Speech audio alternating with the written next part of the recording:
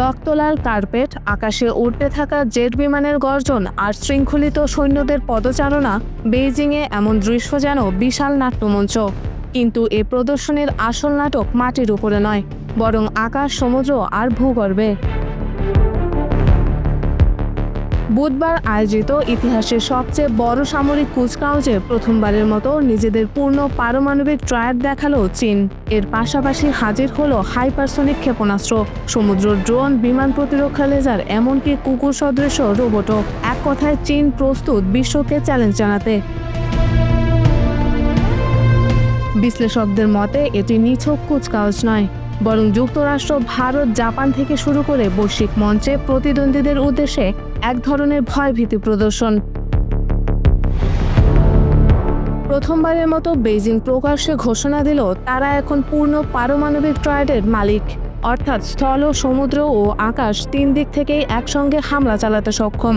প্রদর্শনীতে দেখা গেছে আধুনিকায়িত আন্তঃমহাদেশীয় ক্ষেপণাস্ত্র DF-5C, যার পাল্লা প্রায় 20,000 কিলোমিটার, পৃথিবীর প্রায় যে কোনো জায়গায় চীনের নাগালে। এর সঙ্গে যোগ হয়েছে নতুন রোড মোবাইল ক্ষেপণাস্ত্র DF-61, যা মোবাইল প্ল্যাটফর্ম থেকে নিক্ষেপ করা যায়, ফলে শত্রুপক্ষের পক্ষে তার ট্র্যাক করা প্রায় অসম্ভব। শুধু পারমাণবিক সক্ষমতাই নয়, চীন দেখালো তাদের সর্বাধুনিক সমুদ্র ড্রোন। দেখতে টর্পেডোর মতো এসব ড্রোন পানির নিচে নৌবাহিনীকে টার্গেট করতে সক্ষম। সামরিক বিশেষজ্ঞদের মতে যদি এই ড্রোনের সঙ্গে মিলে যায় চীনের DF-26 ব্যালিস্টিক ক্ষেপণাস্ত্র, তবে দক্ষিণ চীন সাগরে কার্যত প্রবেশ নিষেধাজ্ঞা অঞ্চল তৈরি করতে পারবে বেইজিং।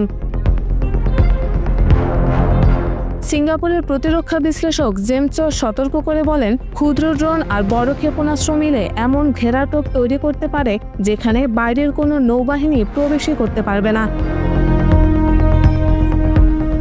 সবচেয়ে আলোচিত ছিল হাইপারসনিক অস্ত্র।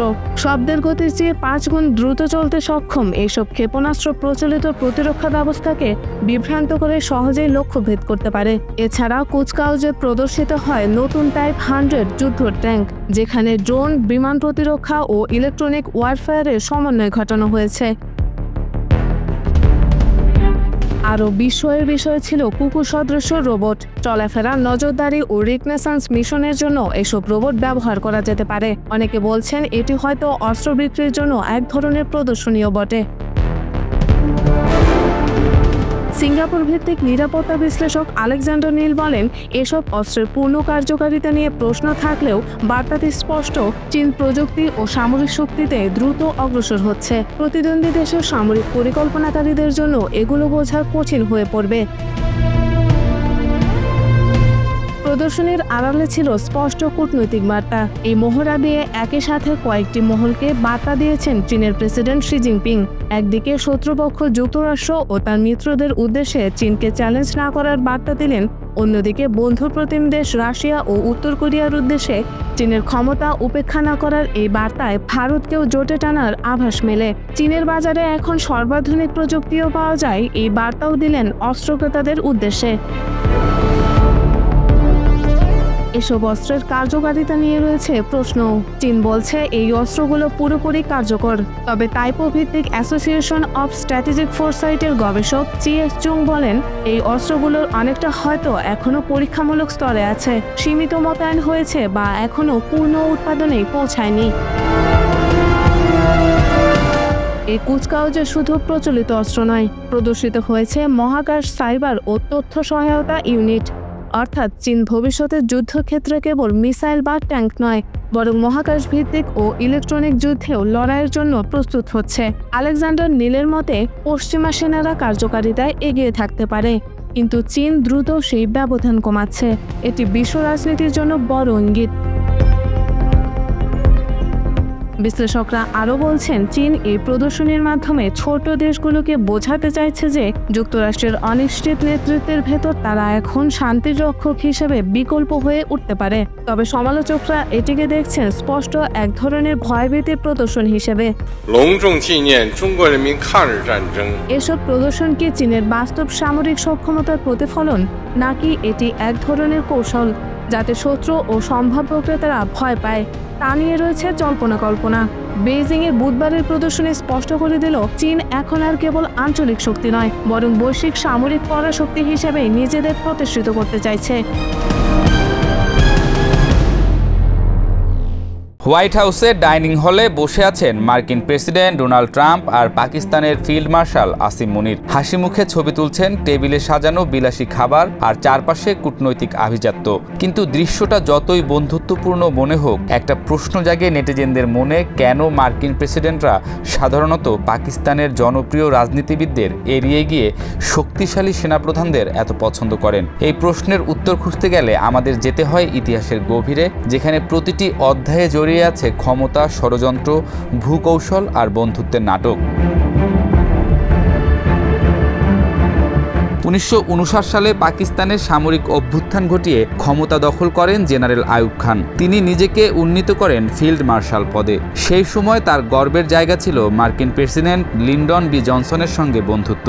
তাদের ঘনিষ্ঠতার প্রমাণ আজও পাওয়া যায় পুরনো ছবিতে, যেখানে আইয়ুব খান প্রেসিডেন্ট জনসনের গালে হাত বুলিয়ে দিচ্ছেন, কিংবা জনসন করাচিতে উট গারোয়ালকে জিজ্ঞেস করছেন, তুমি কি আমার বন্ধু হতে চাও? আইয়ুব খান জানতেন দেশের রাজনৈতিক বিরোধী দমন আর সেনাবাহিনীর আনুগত্য ধরে রাখতে মার্কিন সমর্থন তার কাছে ঢাল তলোয়ারের মতো জরুরি। স্নায়ুযুদ্ধের সেই সময় যুক্তরাষ্ট্রের লক্ষ্য ছিল পরিষ্কার, সোভিয়েত ইউনিয়নের বিরুদ্ধে পাকিস্তানের ভৌগোলিক অবস্থানকে ব্যবহার করা। এর বিনিময়ে পাকিস্তান পেত সামরিক ও আর্থিক সাহায্য। এভাবেই শুরু হয়েছিল বন্ধুত্বের চেয়ে বেশি কিন্তু সমতার চেয়ে কম এক সম্পর্ক। আইয়ুব খান এই সম্পর্ক নিয়ে একটি বইও লিখেছিলেন, ফ্রেন্ডস নট মাস্টার্স, প্রভু নয় বন্ধু। কিন্তু বাস্তবে যুক্তরাষ্ট্র কখনো প্রভুত্বের আসন ছাড়েনি। সময় বদলেছে, কিন্তু যুক্তরাষ্ট্রের ভালোবাসার কেন্দ্রবিন্দুতে আজও আছে পাকিস্তানের সেনাবাহিনী। 1980-এর দশকে আফগান যুদ্ধে সোভিয়েত বাহিনীকে ঠেকাতে যুক্তরাষ্ট্র ভরসা করেছিল জেনারেল জিয়াউল হকের উপর। তার নৃশংস শাসনকে চোখ বুজে সমর্থন দিয়েছিল ওয়াশিংটন, কারণ তাকে ছাড়া আফগানিস্তানে তাদের কৌশল বাস্তবায়ন সম্ভব ছিল না। 1999 সালে আরেক সেনাপ্রধান পারভেজ মোশাররফ অভ্যুত্থানের মাধ্যমে ক্ষমতা দখল করলে প্রথমে আন্তর্জাতিকভাবে একঘরে হয়ে পড়েন। কিন্তু 2001 সালের 9/11 হামলার পর পরিস্থিতি আমূল বদলে যায়। জর্জ ডব্লিউ বুশ প্রশাসন তখন আফগানিস্তানে তালেবান দমনে পাকিস্তানের ঘাঁটি চাইছিল। সহযোগিতা না করলে পাকিস্তানকে বোমা মেরে প্রস্তর যুগে ফেরত পাঠানো হবে, এমন হুমকিও এসেছিল যুক্তরাষ্ট্র থেকে। পাকিস্তানের বিমান ঘাঁটি খুলে দিলেন মার্কিন বাহিনীর জন্য, এমনকি নিজেদের তালেবান ভাইদেরও তুলে দিলেন মার্কিন গোয়েন্দাদের হাতে। এর মাধ্যমে মোশাররফ দ্রুত যুক্তরাষ্ট্রের সবচেয়ে বিশ্বস্ত মিত্রে পরিণত হলেন। এরই ধারাবাহিকতায় এখনকার সময়েও হোয়াইট হাউসে বসে ট্রাম্পের সঙ্গে মধ্যাহ্নভোজ করছেন পাকিস্তানের ফিল্ড মার্শাল আসিম মুনির। তিনি পাকিস্তানের প্রথম সেনাপ্রধান যিনি কোনো অভ্যুত্থান ছাড়াই সরাসরি যুক্তরাষ্ট্রের রাষ্ট্রীয় আতিথেয়তা পেলেন। ট্রাম্প প্রকাশ্যে তার ভূয়সী প্রশংসা করলেন, আর পাকিস্তান ট্রাম্পকে মনোনীত করল নোবেল শান্তি পুরস্কারের জন্য। কিন্তু কেন এমন ঘনিষ্ঠতা? বিশ্লেষকদের মতে কারণ আগের মতোই পাকিস্তানে আসল ক্ষমতা যেখানে আমেরিকা সেখানে হাত বাড়ায়। বর্তমানে ইসলামাবাদে গণতান্ত্রিক কাঠামো থাকলেও সিদ্ধান্তের কেন্দ্রে আছে সেনাবাহিনী। তাই রাজনীতিবিদ নয়, বরং মুনিরের মতো সেনাপ্রধানের দিকেই ঝুঁকছেন মার্কিন প্রেসিডেন্ট। তবে এই সম্পর্কের মূল্যও দিতে হয়েছে পাকিস্তানের জনগণকে। সন্ত্রাস বিরোধী যুদ্ধে যুক্তরাষ্ট্রকে সহযোগিতা করতে গিয়ে গত 2 দশকে 70,000-এর বেশি পাকিস্তানি নিহত হয়েছেন। অর্থনীতি চূর্ণ বিচূর্ণ, বারবার আন্তর্জাতিক মুদ্রা তহবিলের দ্বারস্থ হতে হয়েছে। দেশের ভেতরে সেনাবাহিনীর জনপ্রিয়তা সর্বনিম্ন পর্যায়ে নেমে এসেছে। সামাজিক যোগাযোগ মাধ্যমে সেনাবাহিনীর অফিসিয়াল পোস্টগুলোতে গালাগালি আর ক্ষোভই বেশি দেখা যাচ্ছে। তবুও প্রশ্ন থেকে যায় এই অসম বন্ধুত্বের। এই সম্পর্ক কি সত্যিকারের বন্ধুত্ব নাকি নিছক কৌশলগত প্রয়োজনে তৈরি একটি লেনদেন? হয়তো এর উত্তর লুকিয়ে আছে সেই পুরনো উক্তিতেই, যুক্তরাষ্ট্র পাকিস্তানের সেনাপ্রধানদের পছন্দ করেন কারণ তারা জানে এখানেই এক জায়গায় পাওয়া যায় সবকিছুর নিয়ন্ত্রণ, রাজনীতি, নিরাপত্তা, অর্থনীতি, এমনকি জনগণের ভবিষ্যৎও।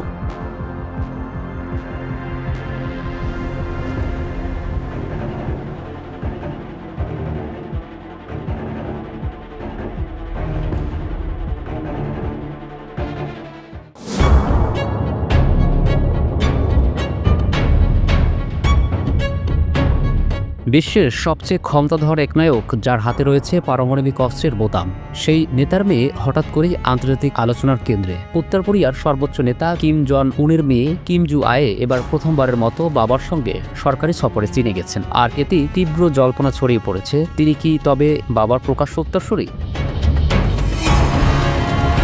কিম জু আয়ের গল্প অনেকটা রহস্যময়। 2022 সালে প্রথমবার আলোচনায় আসেন তিনি। এক পারিবারিক প্রথা ভেঙে কিম জং উন আন্তঃমহাদেশীয় ব্যালিস্টিক ক্ষেপণাস্ত্র প্রদর্শন প্যারেডে মেয়ে জু আয়েকে সামনে নিয়ে আসেন। সেই ছবি মুহূর্তে ছড়িয়ে পড়ে সারা বিশ্বে। অনেকে তখনই বলতে শুরু করে, উত্তর কোরিয়ার ভবিষ্যৎ হয়তো এই কিশোরীর হাতেই। এবার বেইজিং সফর যেন আরও বড় সংকেত দিল। দক্ষিণ কোরিয়ার গোয়েন্দারা নিশ্চিত করেছেন কিমের পেছনে ট্রেন থেকে নামা কিশোরী আসলে তার মেয়ে জু আয়ে। প্রথমবার কোনো আন্তর্জাতিক সফরে বাবার সঙ্গী হয়ে তিনি উত্তর কোরিয়ার রাজনৈতিক অঙ্গনে নতুন ইতিহাস গড়লেন। বিশ্লেষকরা বলেছেন, কিম জন উন তার উত্তরাধিকার নিয়ে ধীরে ধীরে প্রস্তুতি নিচ্ছেন এবং সেই প্রস্তুতির অংশ জু আয়ের আন্তর্জাতিক উপস্থিতি। এখানে একটি গুরুত্বপূর্ণ বিষয় হলো, কিম পরিবারের ইতিহাসে আগে কখনো এমনটা ঘটেনি। কিম জন উন নিজেও কখনো বাবা কিম জন ইলের সঙ্গে বিদেশ সফরে যাননি। কিম জন ইলও যাননি তার বাবার ও উত্তর কোরিয়ার প্রতিষ্ঠাতা কিম ইল সাং এর সঙ্গে। এমনকি কিম জং উনের ক্ষমতাধর বোন কিম ইও জং এরও এই অভিজ্ঞতা নেই। অতএব জু আয়ের এই সফর অনেকের চোখে উত্তরাধিকার প্রোটোকল শেখার সূচনা। জু আয়ের বয়স নিয়ে উত্তর কোরিয়ার রহস্য থাকলেও দক্ষিণ কোরিয়ার গোয়েন্দারা বলেছেন তার বয়স প্রায় 13 বছর। এর মধ্যেই তিনি দেশের ভেতরে নানা অনুষ্ঠানে হাজির হচ্ছেন। শুধু ক্ষেপণাস্ত্র প্রদর্শনী নয়, গত মে মাসে রাশিয়ার দূতাবাসে আয়োজিত এক অনুষ্ঠানে তাকেও দেখা গেছে। অর্থাৎ কিম পরিবার সচেতনভাবেই তাকে রাজনীতির মঞ্চের সামনে নিয়ে আসছেন। পুরুষ প্রধান সমাজে নারী নেতৃত্বকে উত্তর কোরিয়ার রাষ্ট্র পরিচালনায় দেখার বিষয়ে অনেক বিশ্লেষকই সন্দিহান। তবে কিম পরিবারের প্রভাব এতটাই অগাধ, প্রথা ভেঙে হলেও কিম জু আয়ে একদিন দেশের ক্ষমতার আসনে বসতে পারেন বলেই মনে করছেন অনেক বিশেষজ্ঞ। আরও একটি বিষয় চোখে পড়ার মতো, বিশ্বে অনেক একনায়ক পরিবার ক্ষমতা উত্তরাধিকারের মাধ্যমে টিকিয়ে রেখেছেন, কিন্তু কিম পরিবার 3 প্রজন্ম ধরে যেভাবে উত্তর কোরিয়াকে নিয়ন্ত্রণ করছে, তাদের রাজবংশের শাসন এর সাবে স্পষ্ট। এখন যদি জু আয়ে উত্তরসূরি হন, তবে এটাই হবে প্রথমবার কোনো নারী কিম পরিবারের নেতৃত্ব নেবেন। এখনও উত্তর কোরিয়া আনুষ্ঠানিকভাবে কিছু ঘোষণা করেনি, কিন্তু আন্তর্জাতিক অঙ্গনে একটাই প্রশ্ন ঘুরপাক খাচ্ছে, কিম জু আয়ে কি ইতিমধ্যেই প্রস্তুত হচ্ছেন তার বাবার সিংহাসনের জন্য? যদি তাই হয়, তবে বিশ্বের সবচেয়ে গোপন আর কঠোর একনায়কতান্ত্রিক শাসনের নতুন অধ্যায় শুরু হতে যাচ্ছে।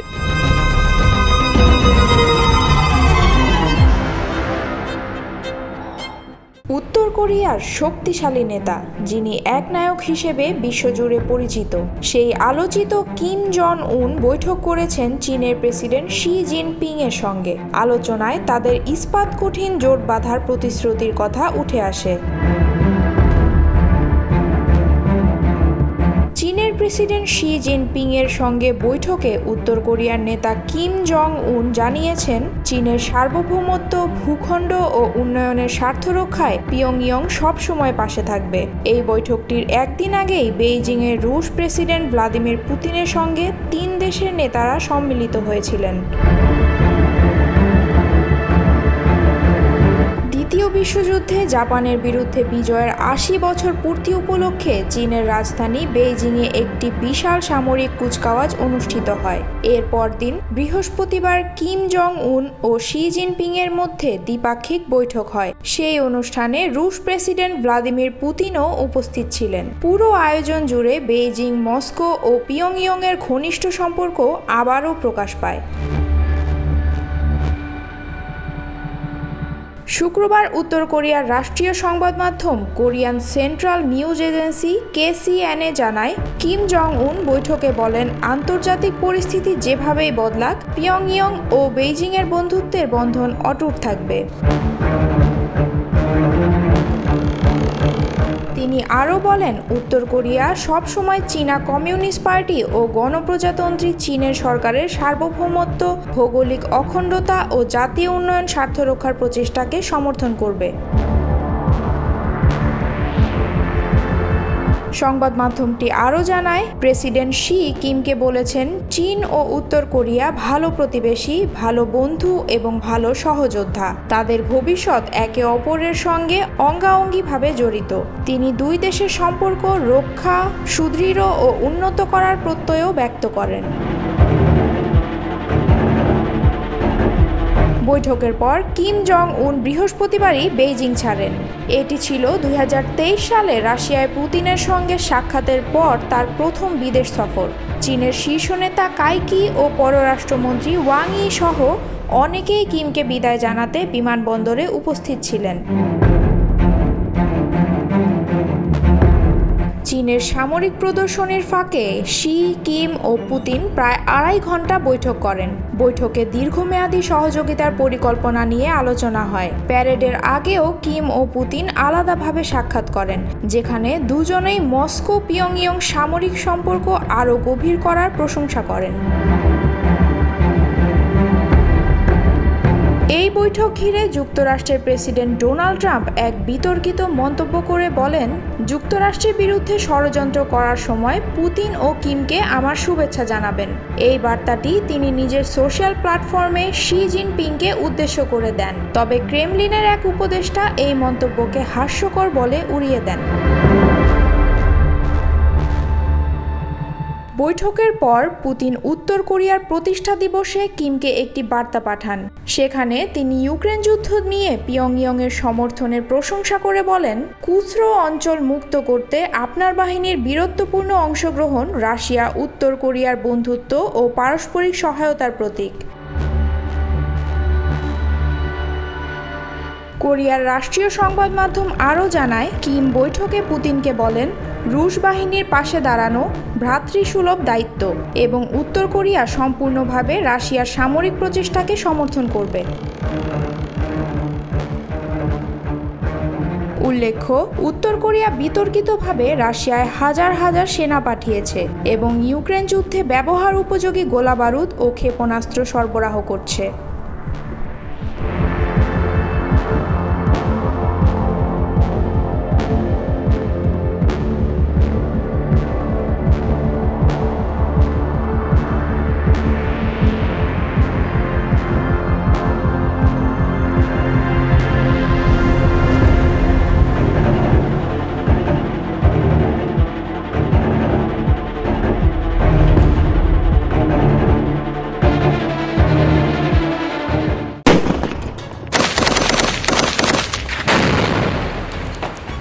মধ্যপ্রাচ্যের উত্তপ্ত পরিস্থিতি যেন আরও ভয়াবহ মোড় নিতে চলেছে। ইসরায়েলের প্রধানমন্ত্রী বেনিয়ামিন নেতানিয়াহু এক শীর্ষ বৈঠক ডেকেছেন, যেখানে সিদ্ধান্ত চূড়ান্ত হতে পারে ফিলিস্তিনের পশ্চিম তীর নিয়ে। বৈঠকে উঠে আসতে পারে এ অঞ্চলে ইসরায়েলের সার্বভৌমত্ব বিস্তারের প্রশ্ন। অনেকে বলেছেন, এ সিদ্ধান্ত হলে মধ্যপ্রাচ্যের মানচিত্রই বদলে যেতে পারে।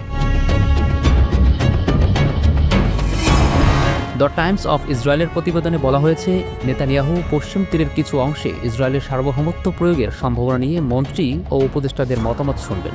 এর অংশ হিসেবে তিনি ভবিষ্যৎ প্রস্তুতির দিকেও নজর দেবেন। বৈঠকে যোগ দেবেন অর্থমন্ত্রী বেজালেল স্মোট্রিচ, যিনি ইতিমধ্যেই পশ্চিম তীরের 82% ইসরায়েলের সঙ্গে যুক্ত করার প্রস্তাব প্রকাশ করেছেন। আসলে বিষয়টি রাজনৈতিক ভূমিকা তৈরি হয়েছিল বছরের শুরুতেই। তখন ইসরায়েলের পার্লামেন্টে 71 থেকে 13 ভোটে একটি অবাধ্যতামূলক প্রস্তাব পাশ করে, যেখানে পশ্চিম তীরকে সংযুক্ত করার সুপারিশ করা হয়। বিশেষজ্ঞদের মতে সেই পদক্ষেপই এখন কার্যকর করার পথে হাঁটছে নেতানিয়াহুর সরকার। তবে বৈঠক নিয়ে ইসরায়েলি কর্মকর্তারা আনুষ্ঠানিকভাবে এক ধরনের দ্বিমুখী বার্তা দিয়েছেন। তারা বলছেন, পশ্চিম তীর সংযুক্তি বৈঠকের এজেন্ডাই নেই, কিন্তু বাস্তবে ফাঁস হওয়া মানচিত্র ও প্রস্তাবনা ভিন্ন ইঙ্গিত দিচ্ছে। ফলে জল্পনা কল্পনা বেড়ে গেছে। বেজালেল স্মোট্রিচ যে মানচিত্র প্রকাশ করেছেন তাতে দেখা যাচ্ছে পশ্চিম তীরের 82% এলাকা ইসরায়েলের নিয়ন্ত্রণে যাবে। মাত্র 18% এলাকায় সীমাবদ্ধ থাকবে 6টি ফিলিস্তিন শহর, জেনিন, তুলকারেম, নাবলুস, রামাল্লা, জেরিহো ও হেব্রন অর্থাৎ বেথলেহেম সহ বহু ফিলিস্তিন অঞ্চল বাদ পড়বে। মানবাধিকার সংস্থাগুলো বলছে, এই পরিকল্পনা ফিলিস্তিনিদের স্বাধীন রাষ্ট্রের স্বপ্নকে কার্যত সমাধিস্থ করবে। ইসরায়েলের এই উদ্যোগে ইতিমধ্যেই ক্ষোভে ফুঁসছে মধ্যপ্রাচ্য। সংযুক্ত আরব আমিরাতের জ্যেষ্ঠ কূটনৈতিক লানা নুসাইবেহ বলেছেন, পশ্চিম তীর দখল আমিরাতের কাছে রেড লাইন। তিনি মনে করিয়ে দেন, আব্রাহাম চুক্তির মূল লক্ষ্যই ছিল ফিলিস্তিনিদের ন্যায্য অধিকার রক্ষা করা, আর পশ্চিম তীর দখল মানে হবে ওই চুক্তির চেতনার সম্পূর্ণ লঙ্ঘন। শুধু আমিরাত নয়, আন্তর্জাতিক মানবাধিকার সংস্থাগুলো বলছে পশ্চিম তীর সংযুক্তির এই উদ্যোগ মধ্যপ্রাচ্য আরও সহিংসতা বাড়বে। বহু বিশ্লেষক আশঙ্কা করছেন ইতিমধ্যেই নাজুক হয়ে পড়া ফিলিস্তিন ও ইসরায়েলের শান্তি প্রক্রিয়া চিরতরে ধ্বংস হয়ে যেতে পারে। ফিলিস্তিনিরা দীর্ঘদিন ধরে পশ্চিম তীর ও গাজাকে স্বাধীন রাষ্ট্রের অংশ হিসেবে দেখে আসছে। এখন যদি পশ্চিম তীরের অধিকাংশ অংশ ইসরায়েলের দখলে যায়, তবে ফিলিস্তিনের জন্য কোনো টেকসই রাষ্ট্র গড়ার সুযোগ কার্যত শেষ হয়ে যাবে। একজন ফিলিস্তিনি বিশ্লেষক বলেছেন, এটি শুধু জমি দখলের প্রশ্ন নয়, এটি আমাদের ভবিষ্যৎ মুছে ফেলার পরিকল্পনা। প্রশ্ন উঠেছে আন্তর্জাতিক মহলের অবস্থান নিয়েও। যুক্তরাষ্ট্র ও ইউরোপীয় দেশগুলো প্রকাশ্যে এখনও আনুষ্ঠানিক কোনো প্রতিক্রিয়া জানায়নি। তবে কূটনৈতিক সূত্র বলছে ওয়াশিংটন পরিস্থিতির উপর গভীর নজর রাখছে, কারণ ইসরায়েল যদি এ পথে এগোয় তাহলে আরব বিশ্বের সঙ্গে সম্পর্কের ভারসাম্য নষ্ট হয়ে যাবে। এখন নজর সবাই রাখছে নেতানিয়াহুর বৈঠকের দিকে। যদি সত্যি পশ্চিম তীর সংযুক্তির পথে ইসরায়েল এগোয়, তবে এটি কেবল মধ্যপ্রাচ্য নয়, পুরো বিশ্ব রাজনীতিতে নতুন অস্থিরতা তৈরি করবে। আব্রাহাম চুক্তি ভেঙে পড়বে আর শান্তির নামে যুদ্ধ ও সংঘাতই হয়ে উঠবে নতুন বাস্তবতা।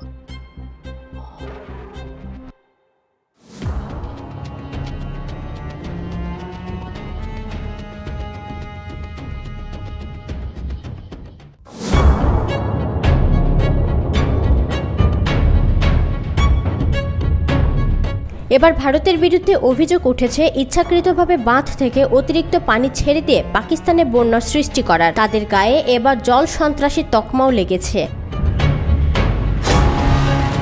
গত 3 বছরে দ্বিতীয়বারের মতো ভয়াবহ বন্যা পাকিস্তানের উত্তর ও মধ্যাঞ্চলে ধ্বংসযজ্ঞ চালিয়েছে। বিশেষ করে পাঞ্জাব প্রদেশে শত শত গ্রাম ডুবে গেছে, নষ্ট হয়েছে বিস্তীর্ণ কৃষিজমি, ঘরহারা হয়েছে লাখো মানুষ, প্রাণ হারিয়েছেন শতাধিক।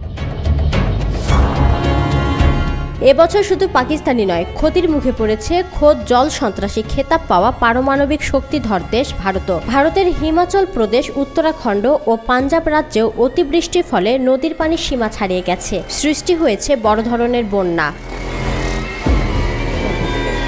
পাকিস্তানি কর্তৃপক্ষ বলছে, জুনের শেষের দিকে শুরু হওয়া বর্ষা মৌসুমে সারা দেশে অন্তত 884 জনের মৃত্যু হয়েছে, যার মধ্যে পাঞ্জাবে প্রাণ হারিয়েছেন 220 জনের বেশি। ভারতের মৃতের সংখ্যা 100 ছাড়িয়েছে এবং পাঞ্জাব রাজ্যে মারা গেছেন অন্তত 30 জন। তবে এই যৌথ দুর্যোগে দুই দেশের মধ্যে সহমর্মিতা বাড়ায়নি, বরং পাকিস্তানের পাঞ্জাব প্রদেশের ফেডারেল মন্ত্রী আহসান ইকবাল অভিযোগ তুলেছেন, ভারত ইচ্ছাকৃতভাবে বাঁধ থেকে অতিরিক্ত পানি ছেড়ে পাকিস্তানে বন্যা সৃষ্টি করেছে, তাও কোনো আগাম সতর্কতা ছাড়া। গত মাসে তিনি বলেন, ভারত এখন পানি অস্ত্র হিসেবে ব্যবহার করছে এবং পাঞ্জাবে ব্যাপক বন্যা সৃষ্টি করেছে। তিনি দাবি করেন, রবি, সুতলজ এবং চেনাব নদীতে হঠাৎ করে পানি ছেড়ে দেওয়া হয়েছে, যেগুলো ভারত থেকে শুরু হয়ে পাকিস্তানে প্রবেশ করে। ইকবাল এটিকে ভারতের জল আগ্রাসনের সবচেয়ে ভয়াবহ উদাহরণ বলে উল্লেখ করেন এবং বলেন, জীবন, সম্পদ ও জীবিকা হুমকির মুখে পড়েছে। আগস্টের 27 তারিখ সীমান্তবর্তী শহর নারওয়ালে উদ্ধার কার্যক্রমে অংশ নিয়ে তিনি বলেন, কিছু বিষয় রাজনীতির ঊর্ধ্বে থাকা উচিত, পানি ব্যবস্থাপনায় সহযোগিতা তার একটি। এই অভিযোগ এমন সময় এসেছে যখন দুই দেশের মধ্যে সম্পর্ক চরম উত্তেজনায়। সম্প্রতি পহেলগাম হামলায় 26 জন বেসামরিক নাগরিক নিহত হওয়ার পর ভারত পাকিস্তানকে দায়ী করে এবং 60 বছর পুরনো ইন্দাস পানি চুক্তি থেকে বেরিয়ে আসে। পাকিস্তানে এই অভিযোগ প্রত্যাখ্যান করলেও মে মাসে দুই দেশের মধ্যে ড্রোন ও ক্ষেপণাস্ত্র হামলার মাধ্যমে 4 দিন ব্যাপী সংঘর্ষ হয়, যা গত 3 দশকের মধ্যে সবচেয়ে গুরুতর সামরিক উত্তেজনা।